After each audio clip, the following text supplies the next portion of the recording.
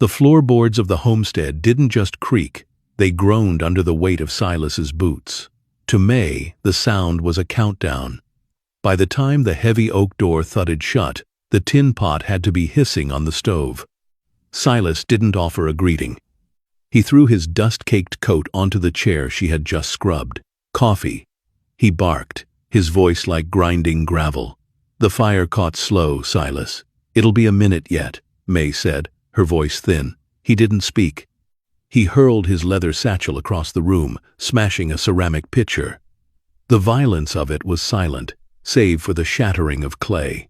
A man works the timber all day to come home to a cold hearth and a slow wife. He hissed, his eyes dark with a restless, dominating heat. "Move, woman, before I find a reason to make you move faster." May's hands shook as she poured the brew. When she set the cup before him, he took one sip and dashed the liquid across the table. It scalded her wrist, but she didn't flinch. "Bitter, like your temper." Silas spat. "Did your kin teach you nothing but how to be a burden, or did they just pass the weight of you onto me?" That night, the frontier wind howled through the chinks in the cabin walls, mirroring the ache in May's bones. A fever had taken hold, turning her blood to lead and her breath to fire. The next morning, the world tilted as she stood. Her vision blurred, but the law of the house was absolute. Silas ate at dawn. She felt him stand behind her. For a fleeting second, seeing her sway, she hoped for a hand on her shoulder, a touch to check the heat of her skin. "5 of the ranch hands are coming for supper," he said, reaching past her for a biscuit. "Silas, I can barely keep my feet. The fever is deep." He turned, his face a mask of cold iron. "You aren't sick, May, you're just lazy. You'll cook, and you'll smile, or you'll find out how hard this life gets without a roof."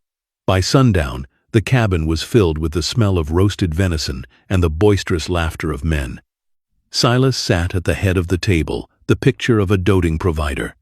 He poured her water and spoke of her fine hands, playing the part of the devoted husband for an audience. But as May cleared the heavy iron plates, her strength flickered. A glass tumbler slipped from her numb fingers, hitting the floor with a sharp, crystalline ring. The laughter stopped. The guests looked down. Silas's face turned a bruised purple. "That glass cost more than your father's horse," he growled, stepping toward her once the men had retreated to the porch. "Can you do nothing right?" May looked at the shards, then up at him. The fear that had kept her quiet for years simply evaporated in the heat of her fever. "Is the glass more valuable than the woman bleeding for you?" she asked. Her voice wasn't a scream. It was a steady, rhythmic pulse. "You see a machine. You see a mule. But Silas, even a mule eventually stops pulling when the whip breaks." He went to strike the table, but the look in her eyes, cold, clear, and final, stopped him mid-motion. He retreated to the bedroom, muttering about womanly hysterics. May sat by the shards all night. She didn't cry. She realized that silence hadn't preserved her marriage. It had only fueled his cruelty. At dawn, the cabin was silent. No bacon popped. No coffee steamed. Silas emerged, disheveled and roaring for his breakfast.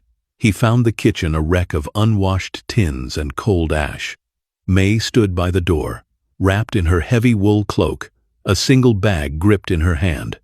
"Fix your own plate, Silas," she said, her voice like the morning frost, "and wash your own tracks." "You've lost your mind," he laughed, though his voice wavered. "You'll be back by sundown, begging for a meal." "I've got a post teaching letters at the mission school 3 miles out," May replied, stepping out onto the porch. The morning air was sharp and sweet. "The world is wider than these 4 walls, and a lot kinder than you." As she walked toward the horizon, May felt the fever break. For the first time in years, the frontier didn't look like a wasteland. It looked like an opening. Silas stood in the doorway of a house that was finally, truly empty.